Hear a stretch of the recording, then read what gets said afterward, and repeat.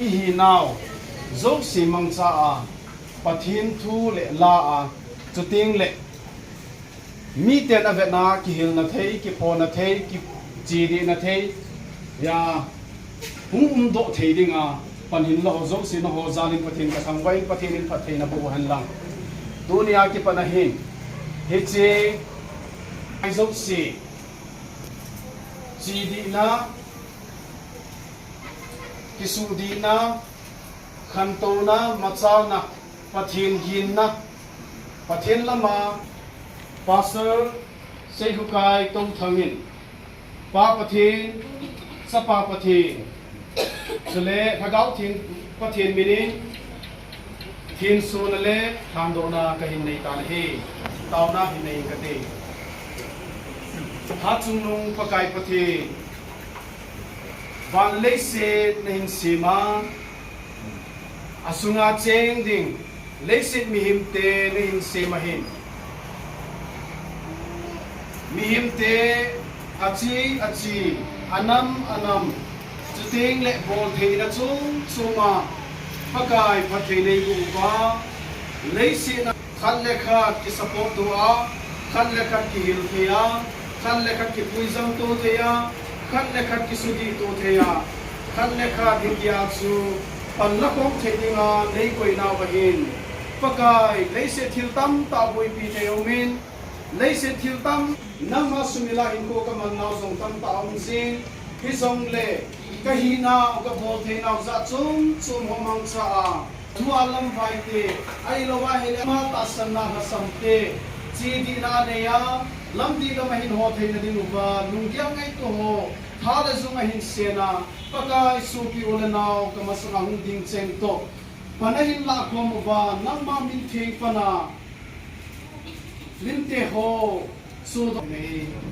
pakai hita bang chan phane chan sa zalwin namin thing lopi ta ka hindom samwin ang ding na ang sumang di ho zo si pakai nangman amel hoite homel hoina naman sa china thim nam neite nangman bol thena na pe te ho mangsa ma lopi ki phon na ding senga hinku dam na le pha phain man te de devin ama ho ding zo tauna chuting le vai di khana te ti fling hi a inveso si adinga zong paka nama in phat theina bo a ain luma avet naw hi han chang let naw mun khana zong nangma nahin holy piting le o chi di na ne wa kisim phan na ne wa lamti lama hin zop naw hi theina ding in hi chi fling no ko thega ka hin nam to ki holin phat the hin po na lai ding in zong malama zong director pu ato go na lung gyala ngai to ho zo se phat theina bo a ato competing ho zo se zong pathe bu ding na ala na pathe na ka in chung ti na he chuting na hilai mun restaurant nei pa pakai nang ma kin le nang ma thua ki mang chate a restaurant a ki man chan ho zo se zong na ma pathe bu in lang nang ma hin puizin lang nang ma hin thon pi zinga malama business line azong nang ma pathe bu san jam jing theina ding in nang ma anga na pan pi na ka hin thum pi na he nang sunga avela na pan pinangai cha insung mi te nang sunga mai cha ma hin nuyo hi pakai ka ki pa na ucham kim na hi a malama zong na pathe na ka simjing naw mai cha mi ding no ku thinga dhane ka pakai Jesus Christ amen in kong taw na hi amen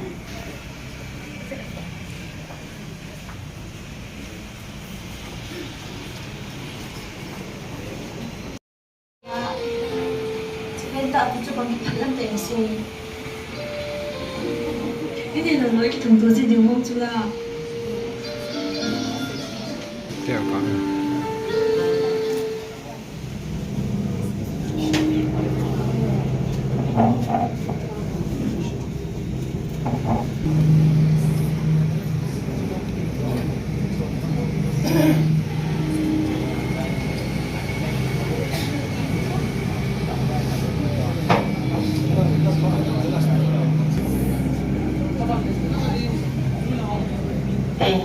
Dia nong